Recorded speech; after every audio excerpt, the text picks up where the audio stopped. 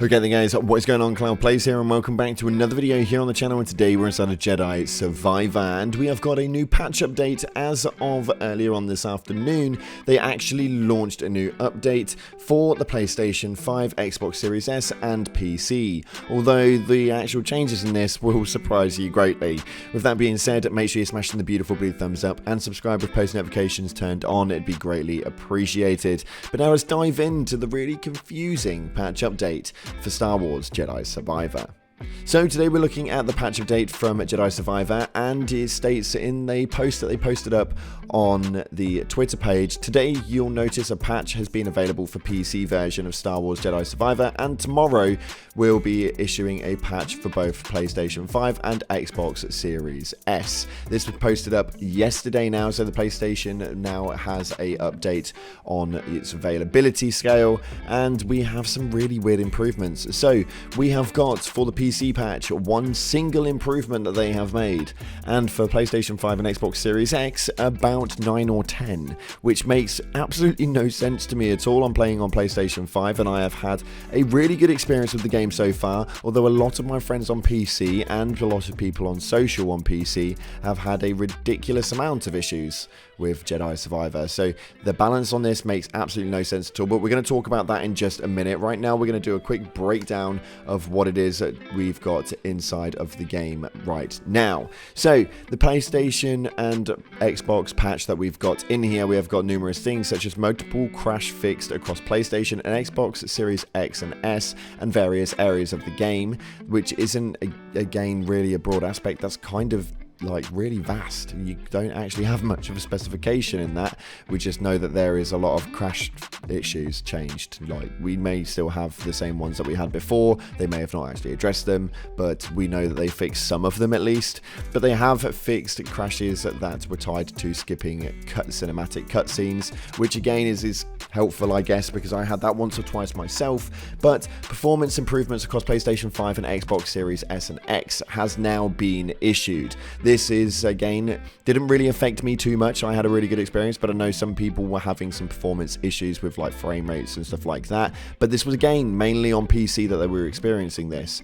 They have fixed a issue with dynamic cloth inside of the Mantis, and they fixed various rendering issues, which was something that I do remember seeing quite a lot of, mainly on the Xbox more than anything, as rendering was becoming a bit of a problem, and actually being able to see in a distance was something which we didn't really get a great use of.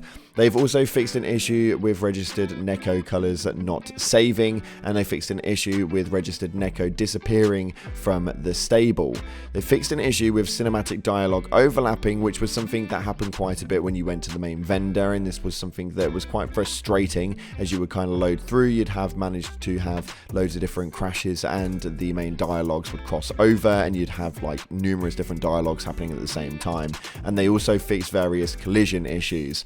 So far though, these are all very minimalistic issues that have been changed, and this patch for me should have been maybe a day later, 2 days later, and they should have really issued something else in top of this. But we're going to keep taking a look at what they've got. They fixed an issue where enemy AI remain in T-pose during photo mode, which is hilarious, and for me personally, I don't think they needed to change that. I found that quite funny. But they also fixed a freeze that occasionally occurred while talking to Doma, that is the main vendor in Kobo. This was something that we had to experience quite a lot of, and this was really frustrating, and people were experiencing this left, right and center, so I'm glad that that one is now fixed. They fixed a bug where BD Oil VFX did not properly render, and they fixed an issue where players were getting stuck inside the Chamber of Duality if you didn't save after leaving the chamber and die. And this was something that is quite frustrating because it's quite early on in the game, maybe in the first couple of hours of play. This was something that you had to go through, and when you were getting stuck so frequently in there, a lot of people were experiencing this. They've now fixed that, so if you were come off the game and just stop playing because of that alone out of frustration, you should now be okay to go on in and not have that problem.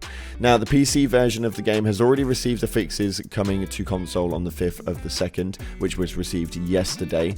Now, they're working hard on patches that will further improve performance and fix bugs across all platforms. The only thing that they have done for PC is a performance improvement for non-ray traced rendering, which is extremely confusing. They apparently have made a bit of a change to the main surfacing so that the frame rates are now a lot higher. We're still getting dips in the same exact areas that we were getting them before. They're just not as dramatic, so maybe you were experiencing about 30 to 40 frames per second in a certain location. You're now going to experience 40 to 50, which again isn't amazing. But in those places where you were experiencing 50 to 60, you're now experiencing 60 to 70, depending on how abouts this is that your PC is performing at. As an overall, though, this is extremely disappointing. The PC have had a really, really tough mark when it came to the game launch for this, and I was expecting a lot better when it came to the actual notes that were available for the game.